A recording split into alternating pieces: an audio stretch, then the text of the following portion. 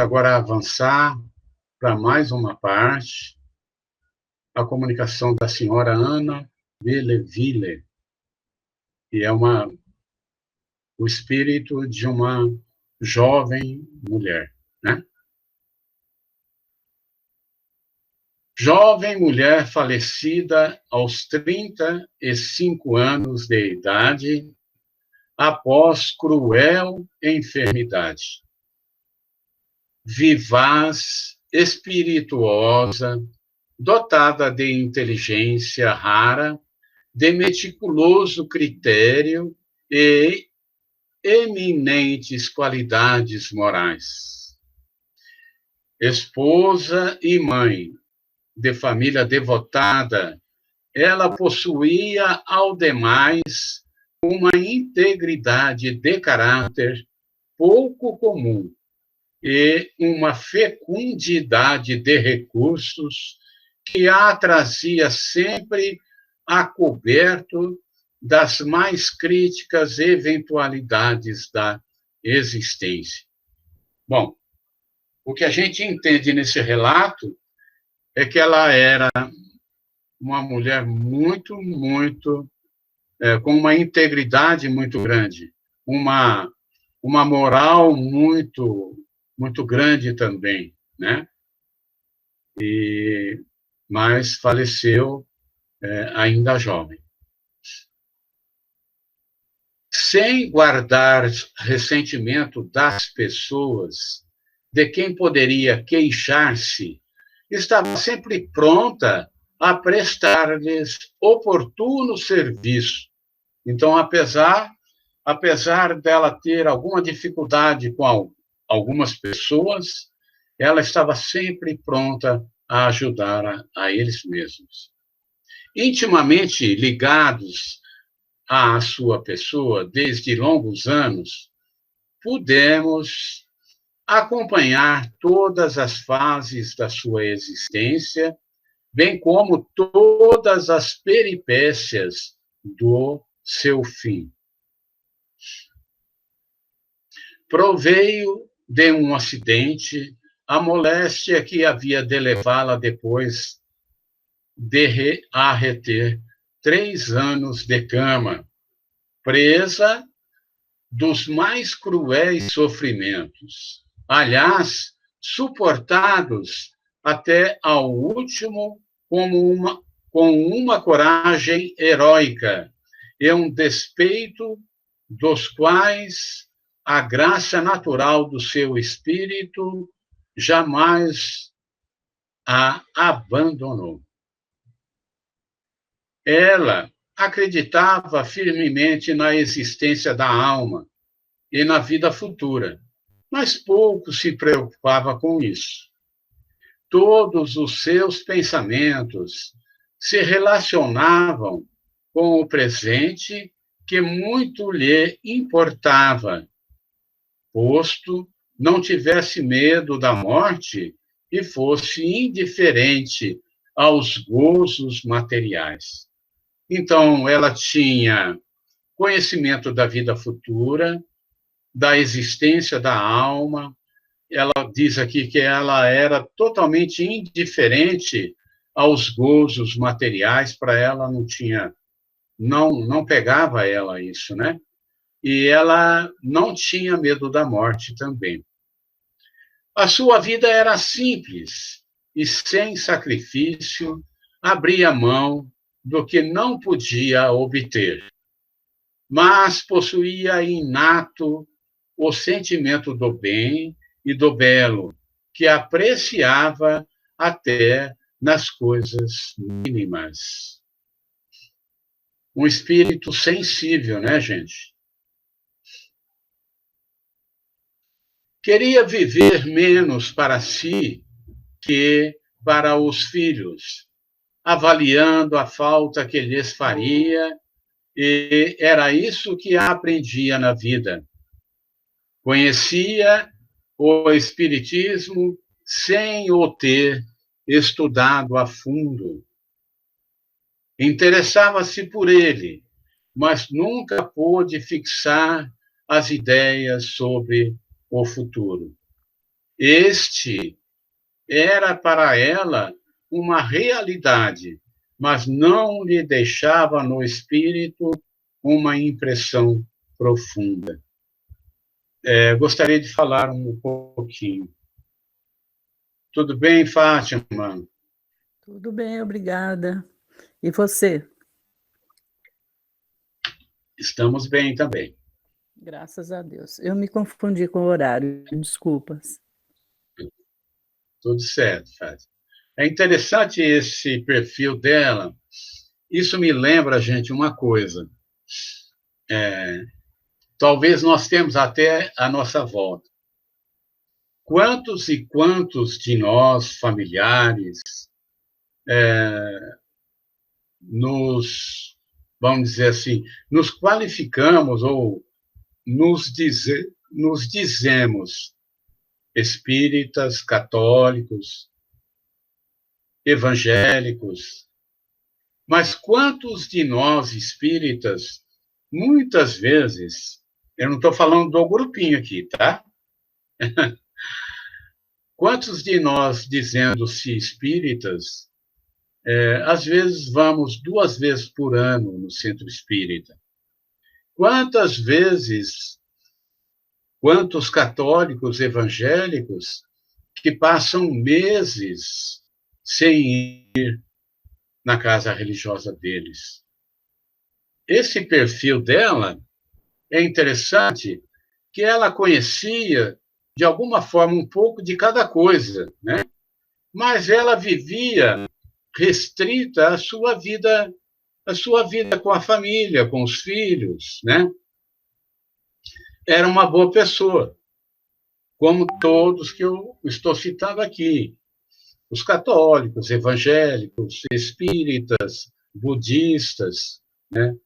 Que se dizem, vamos dizer, ligados a determinada religião, mas que, na verdade, não frequentam religião nenhuma, né?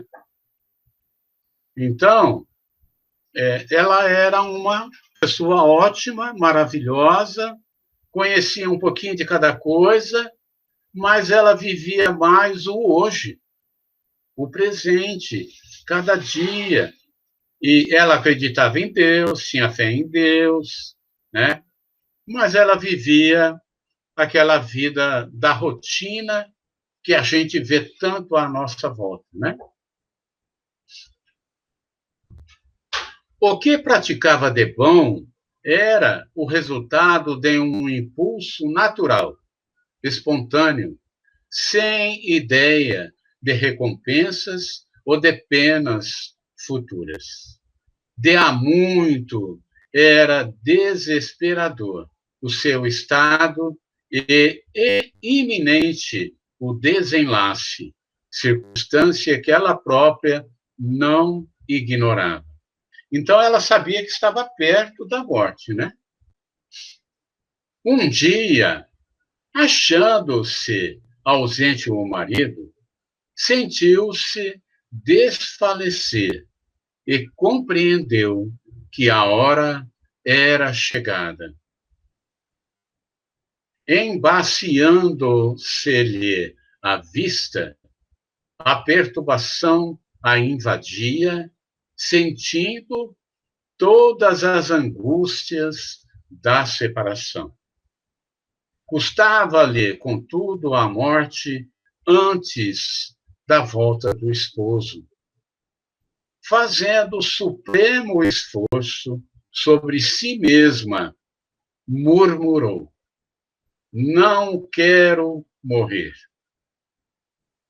Então sentiu renascer-lhe a vida e recobrou o uso pleno das suas faculdades. Vamos fazer um pequeno comentário, né? Gostaria de ouvir quem quisesse comentar também.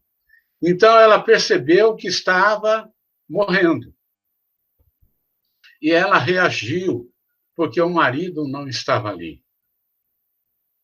E, de alguma forma, nós vamos ver agora, de alguma forma, ela recobrou o sentido. Vamos continuar aqui, mas É interessante que a preocupação dela era dela morrer com o marido perto, né? Quando o marido chegou, disse-lhe: eu ia morrer, mas quis aguardar a tua vinda, por isso que tinha algumas recomendações a fazer-te. Assim se prolongou a luta entre a vida e a morte por 3 meses ainda, tempo que mais não foi que dolorosa agonia. É interessante, né, que ela quis aguardar a vinda do marido, conseguiu superar, e aí depois se prolongou, né, esse estado por 3 meses.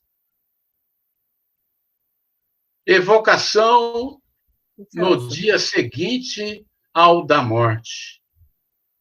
ô Celso, Oi. é, não sei, essa questão dela pedir para não morrer, esperando a vinda do marido, e depois dizer que precisava de dar algumas recomendações, né? Será que ela seria tão materialista porque ela achava que as coisas teriam que correr conforme ela iria ditar para ele depois que ela morresse? Você veja bem que ela ficou 3 meses em assim, morre, não morre, né? Porque não queria morrer e tudo mais. Ela era muito terra a terra? O que você me diz? Então, de alguma forma, ela era uma pessoa muito boa, porque ela fazia o bem espontaneamente. Na leitura que nós fizemos anteriormente, ela fazia o bem até renunciando que eram coisas que eram boas para ela mesma. Então, ela era uma pessoa muito caridosa, mas era uma pessoa que só vivia o dia de hoje, mas era boa. Ela tinha um coração muito grande. Eu acho que essa prática dela, espontânea, sem frequentar religião nenhuma, ela teve o mérito disso. Porque assim, sabe, Fátima, nós podemos frequentar uma religião e continuarmos sendo o que somos, sem melhorar. E talvez alguém que nunca entrou num templo religioso pode ser muito melhor do que nós. Tudo depende do coração de cada um, né? E aí depois, nessas questões que você colocou, nós vamos ver que vai ter a fala do anjo protetor, né? Do guia, de um orientador espiritual explicando isso. Algum comentário mais que alguém queira fazer?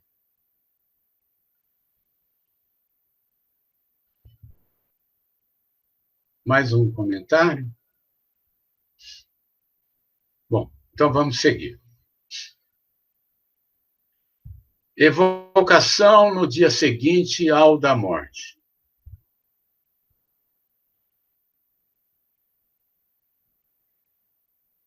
Meus bons amigos, obrigada pelo interesse que vos mereço. Demais, fostes para mim como bons parentes. Ela se manifesta, agradece e está dizendo que a equipe lá de Kardec é como para ela como parente, né? Pois bem, regozijai-vos, porque sou feliz. Confortai meu pobre marido e velai por meus filhos. Eu segui logo para junto deles, depois que desencarnei. Olha que interessante. Olha como a prática dela na vida toda, essa prática que ela tinha espontânea da caridade, né? Olha o que ela diz, ó. Eu segui logo para junto deles depois que desencarnei. Ela já foi visitar os filhos, né? E isso é mérito, isso pode-se dizer, soltura. Alguém que foi muito bom, né?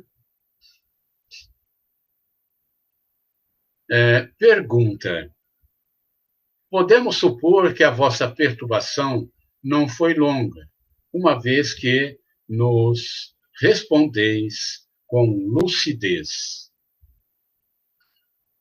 Né? Aí a equipe, né, põe essa questão. Né? Ela morreu e logo em seguida já está ali dizendo que foi visitar os filhos e que é muito feliz. Né? Eu até ponho uma questão, né? Ela acabou de sair do corpo, vamos colocar assim, e já é um espírito feliz, um espírito que está contente, né? E isso é mérito, né, gente? Essa, essa, vamos dizer, essas comunicações dão para nós exemplos muito importantes, porque ninguém, gente, vai alcançar a evolução espiritual e moral porque foi batizado, porque pertence à doutrina espírita, porque pertence à religião evangélica ou católica. Ninguém vai se livrar de dar os passos que todo mundo dá, né? Resposta: meus amigos, eu sofri tanto. E vós bem sabeis que sofria com resignação. Pois bem, a minha aprovação está concluída. Não direi que esteja completamente libertada, não. Mas o certo é que não sofro mais. E isso, para mim, é um grande alívio. Olha aí, né? Desta feita, estou radicalmente curada, porém, preciso ainda do auxílio das vossas preces para vir mais tarde colaborar convosco. Ela já quer voltar para ajudar no trabalho. Né? Pergunta: qual poderia ser a causa dos vossos longos sofrimentos? Respostas: um passado terrível, meu amigo. E aí, resposta, né? Qual poderia ter sido a causa dos vossos longos sofrimentos? Um passado terrível, meu amigo. Pergunta: podeis revelar-nos esse passado? Ó, deixai que o esqueça um pouco. Paguei-o tão caro. Aí, uma observação de Kardec. Um mês depois da morte. Novamente ela. Agora que deveis estar completamente despreendida e que melhor nos reconheceis, muito estimaríamos ter convosco uma palestra mais explícita. Podereis, por exemplo, dizer-nos qual a causa da vossa prolongada agonia? Estivestes durante 3 meses entre a vida e a morte. Resposta: obrigada, meus amigos, pela vossa lembrança, como pelas vossas preces. Vem sempre aquela questão, né? A importância da oração. Quão salutares me foram estas, e como concorreram para a minha libertação. Ela está agradecendo as orações. Tenho ainda a necessidade de ser confortada. Continuai a orar por mim. Vós compreendeis o valor da prece.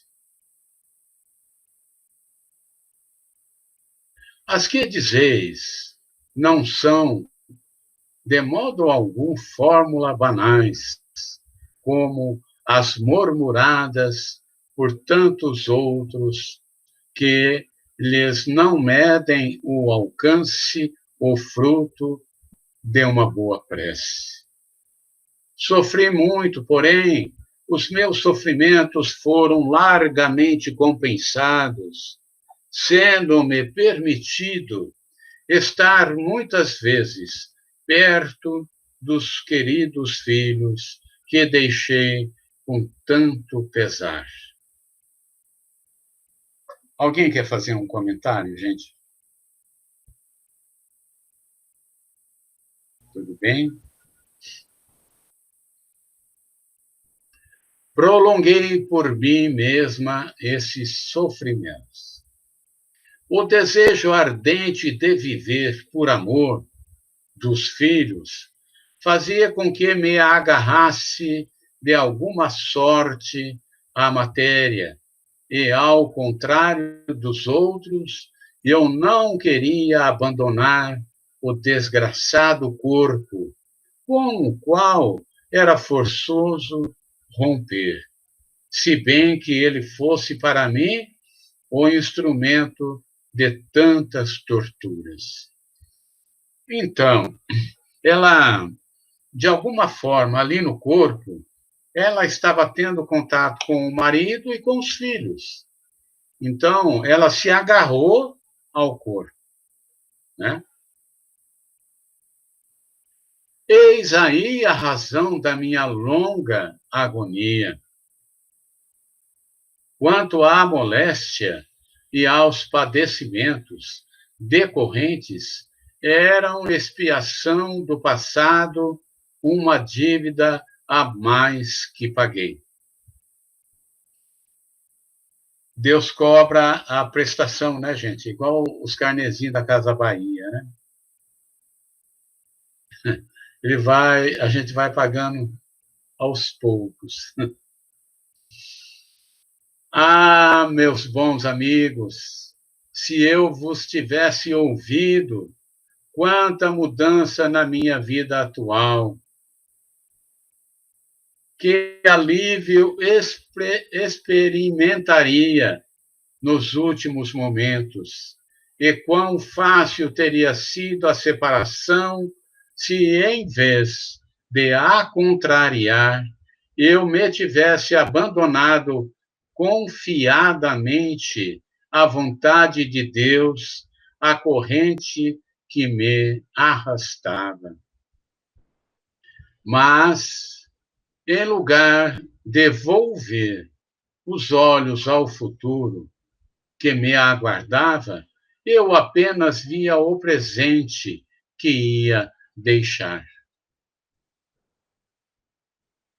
Quando houver de voltar à terra, serei espírita, vô-lo afirmo. Que ciência sublime! Assisto constantemente às vossas reuniões e aos conselhos que vos são transmitidos. Se eu, quando na terra, pudesse compreendê-los, os meus sofrimentos teriam sido atenuados. A ocasião não tinha chegado. Hoje, compreendo a bondade e a justiça de Deus, conquanto me não encontre suficientemente adiantada para despreocupar-me das coisas da vida. Meus filhos, principalmente, me atraem, não mais para amimá-los, porém para velar por eles, incutindo-lhes o caminho que o Espiritismo traça nesse momento. Sim, bons amigos, eu tenho ainda graves preocupações, entre as quais avulta aquela da qual depende o futuro dos meus filhos. Antes de continuarmos, ela está relatando aí o quanto ela está sentindo não ter, porque ela foi convidada ao Espiritismo, pelo que eu notei, né? Ah, se eu vos tivesse ouvido, ela diz. Então, ela foi convidada, né? E ela, muito apegada à rotina de casa, da família, era uma boa mulher, né? Uma boa esposa, uma boa mãe, né? Mas ela se apegou a isso somente. Mas ela foi convidada, né? Pelo que ela diz ali atrás. E se ela tivesse ouvido eles, ela teria compreendido tudo e ela teria agido diferente, né? Ela está dizendo aí agora que ela teria se entregado a Deus, né? Então, aqueles 3 meses de sofrimentos terríveis, talvez ela não teria passado, né? Pergunta, então. Algum comentário que alguém queira fazer? Ô Celso, eu vou até perguntar agora. Na comunicação anterior, o espírito fez uma comunicação espontânea, né? Ele não foi evocado, como é o caso aqui da senhora Ana. E ele comenta que ele assistiu a tudo quanto se passou naquela noite, ele estava acompanhando a reunião, ouvi, compreendi e tal. E ela aqui também coloca, apesar dela ter sido evocada, ela comentou agora há pouco que você falou, assisto constantemente às vossas reuniões e aos conselhos que vos são transmitidos. A minha pergunta é a seguinte, os espíritos que vêm até as nossas reuniões, eles podem vir espontaneamente ou eles sempre são trazidos pela espiritualidade? Podem vir espontaneamente também. E isso é muito comum. Eu estava com isso já, porque eu tinha lido o texto antes, e eu estava com essa dúvida na mente, principalmente quando começou a conversa, a oração, porque você até mencionou, né? Nós estamos, você falou sobre a nuvem de testemunha que nos acompanha. Então, são espíritos que eles acompanham todas as nossas atividades, inclusive as nossas reuniões virtuais, presenciais, os nossos estudos que a gente faz em particular, né? Então, eu estava aqui pensando assim, olha como é que é sério isso, né? O próprio espírito anterior tinha falado isso. Ele fala assim, ele exorta, né? Ó homens de bem, reuni-vos constantemente, estudai, uma vez que não podes duvidar dos frutos das reuniões sérias, né? Então, a gente, sem querer, a gente acaba trazendo um benefício para eles, né? Sim. Ou outra colocação, absolutamente tudo que a gente faz de proveitoso é aproveitado, redundante, pelos espíritos, né, que estão perto de nós. Eu achei muito bonito isso.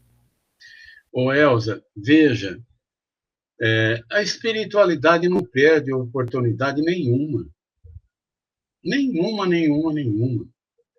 Deus não perderia uma oportunidade. Esse estudo nosso sério aqui, esses testemunhos aqui, desses irmãos, vocês e todos nós, hoje aqui eu estou percebendo, nós estamos acompanhados, né? Então, não se perde oportunidade nenhuma de ajudar alguém. Cada testemunho desse aqui tem muitos espíritos ouvindo e participando com nós.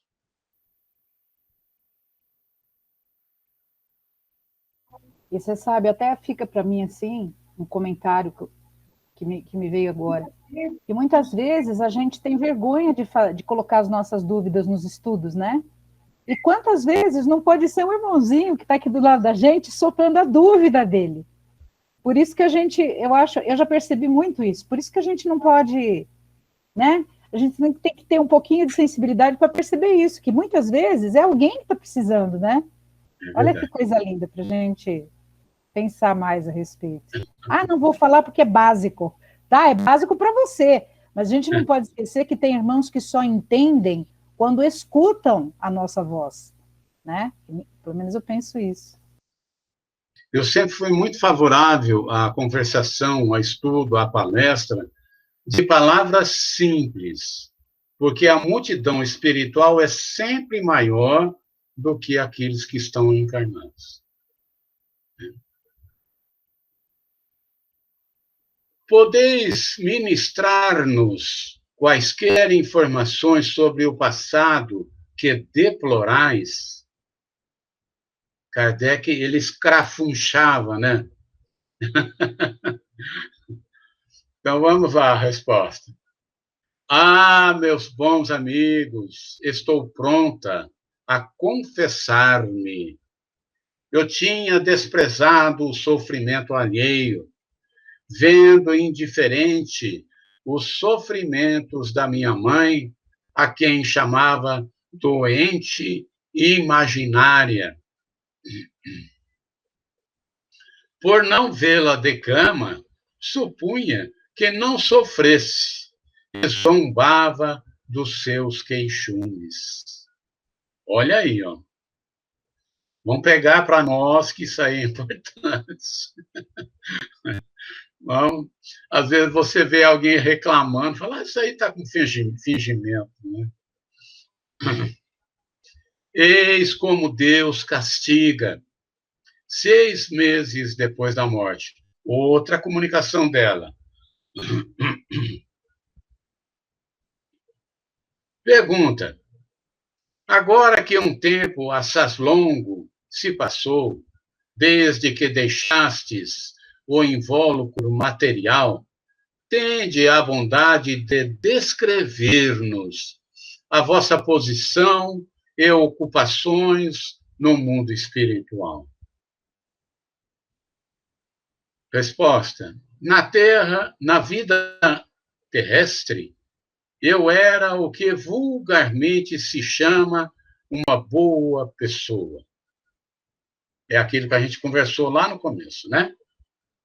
Antes de tudo, porém, prezava meu bem-estar. Compassiva por índole, talvez não fosse capaz de penoso sacrifício para minorar um infortúnio. Hoje, tudo mudou. E posto seja sempre a mesma, o eu de outrora modificou-se. Ela está dizendo que mudou, né? Ganhei com a modificação e vejo que não há nem categorias, nem condições além do mérito pessoal no mundo dos invisíveis, onde um pobre, caridoso e bom se sobreleva ao rico que o humilhava com a sua esmola. Olha só, gente, ela não está dizendo, ela está dizendo aqui que você pode estar em frente a um presidente de um país ou a um sumo dirigente religioso de uma outra religião, ou alguém diante de um cientista, e aquele senhorzinho lá da roça que nunca foi a nenhuma igreja, que nunca foi a lugar nenhum, que não sabia ler, mas que a vida inteira fez caridade, ele é muito maior do que qualquer coisa terrena. Ela está dizendo aqui que lá no mundo dos espíritos não tem classe, não. Ah, esse aqui é da classe tal, aquele lá é da classe tal. Não tem nada disso. O que vale é o coração. É o coração que vale. É o coração que qualifica. não tem cor, raça, credo, não tem nada, gente. Deus não tem religião. A religião de Deus é amor. A religião de Jesus é amor. A religião de Maria é amor. Só nós, humanos, que temos as nossas religiões, porque precisamos delas. Mas que lá, quando a gente voltar para casa, vão ver. Lembra que a gente está estudando direto no Evangelho? Que são as nossas obras que vão falar com nós, né? Só elas, mais nada. Eu posso ter feito cinco faculdades, eu posso ser o maior cientista da NASA, posso ser uma pessoa que tem aquela genialidade, mas o que vai mandar... Porque eu quero até colocar uma coisa aqui para a gente pensar. Quanto mais qualificação você tiver, melhor você está apto a praticar a caridade. Porque você compreende mais fácil. Não é verdade? Quanto mais estudo você tem, quanto mais qualificação a gente tem, a gente compreende mais fácil. E aí só falta a prática. Que é uma coisa que eu ainda preciso aprender. Eu ainda tenho que fazer, né? Mas nada como o primeiro passo, né, gente? Eu posso, de alguma forma, citar pessoas que eu conheço, que são pessoas muito respeitadas na cidade e que são, de alguma forma, muito influentes, que a maior preocupação deles é o próximo. Isso tudo, eu estou falando isso tudo só para a gente pensar. E vocês sabem que é o que mais tem no mundo? É pobre e orgulhoso. Sabia? Porque é o maior número. O maior número é de pobre. Então, tem mais pobre orgulhoso do que rico. E não tem aqueles pobres que a gente muitas vezes, ou pessoa orgulhosa, que você, de alguma forma, gostaria de ajudar e não consegue. Que você ama tanto, que está ali pertinho de você, que você fala, dá exemplo, e a pessoa não ouve, não vê, né? Está junto de nós. Eu tenho, gente. Tem 2 seres que eu gostaria demais de ajudar. Mas, estou agarrando na ponta do dedo aqui, para segurar. Senão escapa. Então, é dessa forma, né? Vamos continuar. Velo especialmente pelos que se afligem com tormentos familiares, com a perda de parentes ou de fortuna. A minha missão é reanimá-los e consolá-los, e com isso me sinto feliz. Ana. Nossa, muito interessante, gente. Eu ponho uma coisa aqui para a gente pensar, né? Para todos nós, isso. A doutrina, ela traz uma responsabilidade, né, gente? Porque a gente compreende o sentido da vida, né? É isso, então.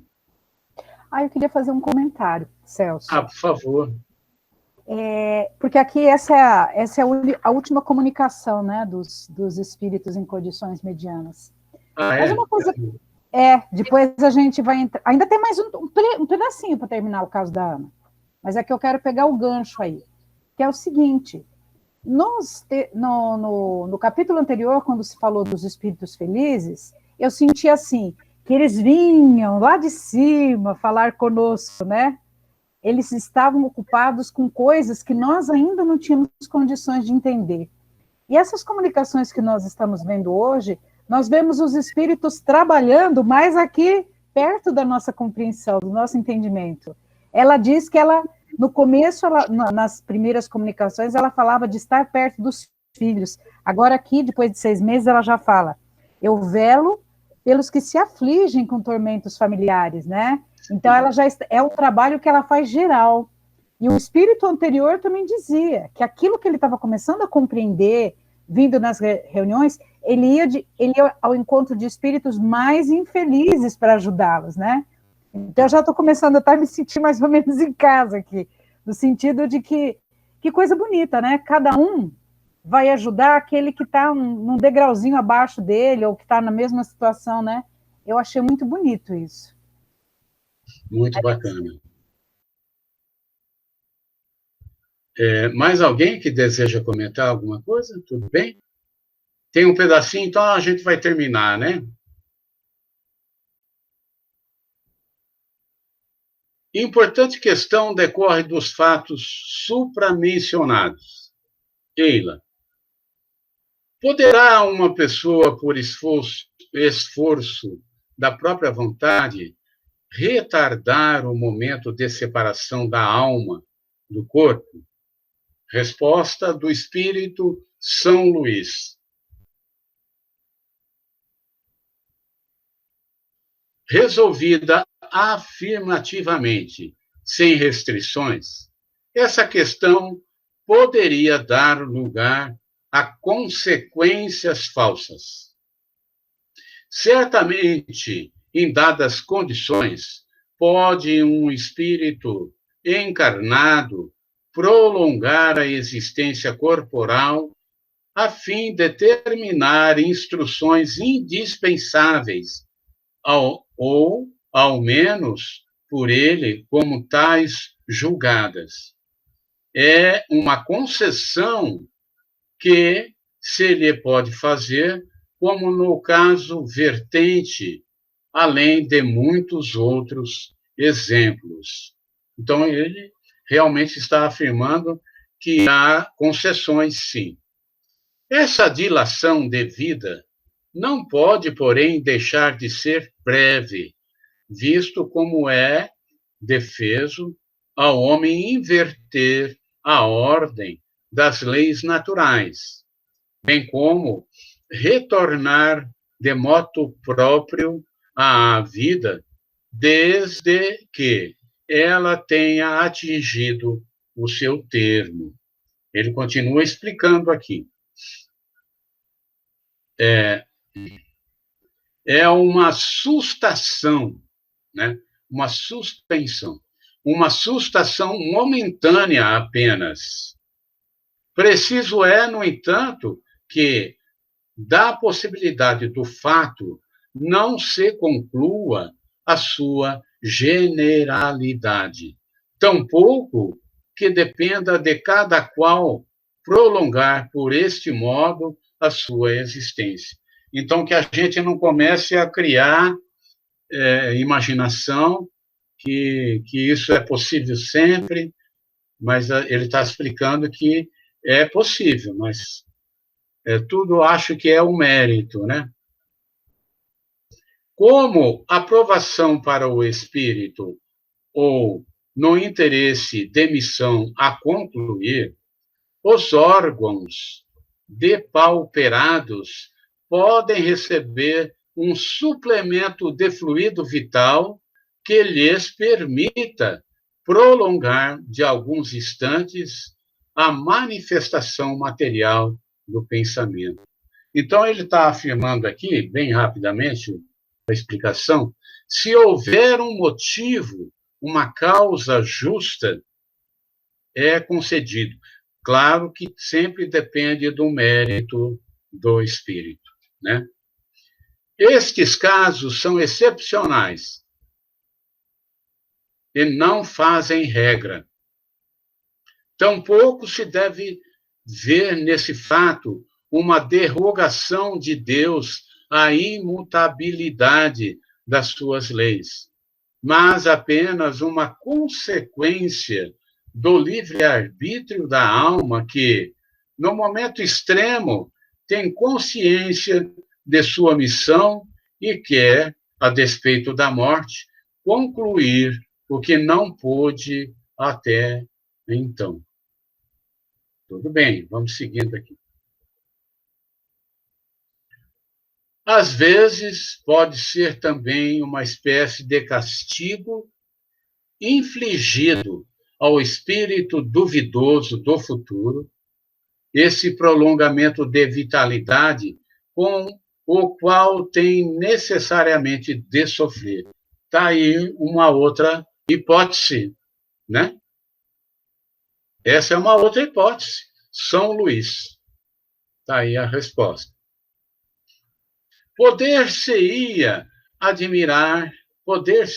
ainda admirar a rapidez relativa com que se desprendeu esse espírito, dado o seu apego à vida corporal. Cumpre, porém, considerar que tal apego nada tinha de material nem sensual, antes possuindo mesmo a sua face moral, motivada como era pelas necessidades dos filhos ainda tenros. Enfim, era um espírito adiantado em inteligência e moralidade. Por mais um grau, e poder-se-ia considerá-lo um dos espíritos dos mais felizes. Não havia, portanto, nos laços perispiríticos a tenacidade resultante da identificação material.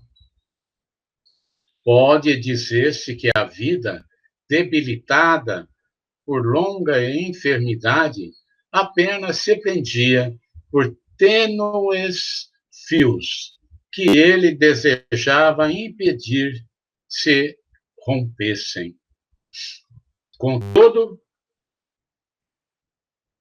a sua resistência foi punida com a dilação dos sofrimentos concernentes à própria moléstia e não com a dificuldade do desprendimento. Assim, realizado eis porque a perturbação foi breve. Um outro fato igualmente importante decorre desta, como da maior parte das evocações feitas em épocas diversas, mais ou menos distantes da morte. É a transformação gradual das ideias do espírito, cujo progresso se traduz não por melhores sentimentos, mas por uma apreciação mais justa das coisas.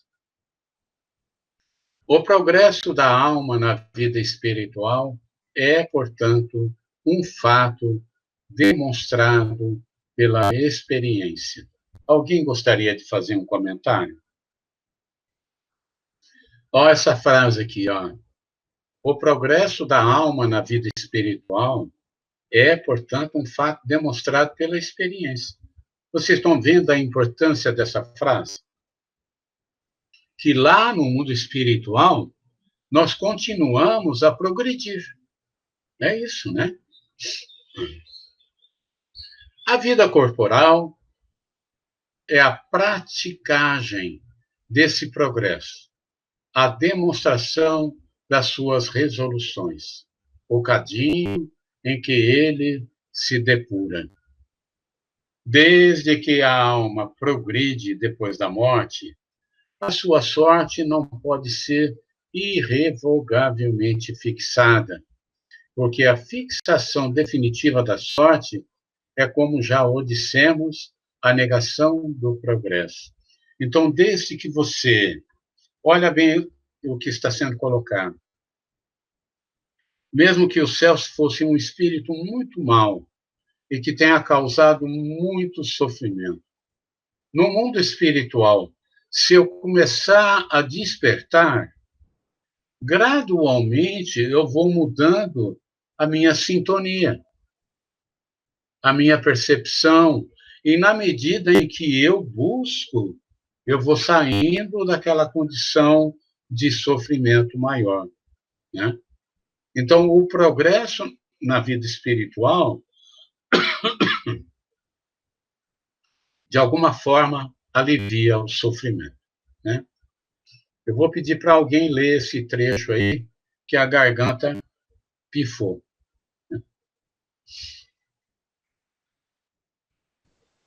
Eu vou, então, retomar aqui, repetindo, né, para concluir. A vida corporal é a praticagem desse progresso, a demonstração das suas resoluções, o cadinho em que ele se depura. Desde que a alma progride depois da morte, a sua sorte não pode ser irrevogavelmente fixada, porquanto a fixação definitiva da sorte é, como já o dissemos, a negação do progresso. E não podendo coexistir simultaneamente as duas coisas, resta a que tem por si a sanção dos fatos e da razão. Nós concluímos. Algum comentário final que alguém queira fazer?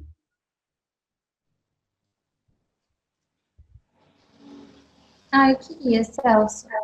Essa frase, né, essa penúltima frase lida, é aquela coisa assim que a gente lê nos romances espíritas, né? A vida espiritual, ela é muito intensa, né? A gente trabalha, estuda, faz tudo, né? Mas a prova do nosso progresso, aquela prova final, né? O exame final, né? O Enem do espírito, né? É a vida. Então, não tem como fugir disso, né? É verdade, Alessandra. E estudando aqui, a gente consegue perceber a importância de estarmos aqui encarnados e tendo essa oportunidade tão linda, né? Tão maravilhosa. Mais algum comentário? Então, nós estamos encerrando. Iremos iniciar o capítulo 4 no próximo encontro, né? E vamos todos fazer a tarefa de casa até lá. E está tudo certo, né, gente? E, então, a nossa gratidão.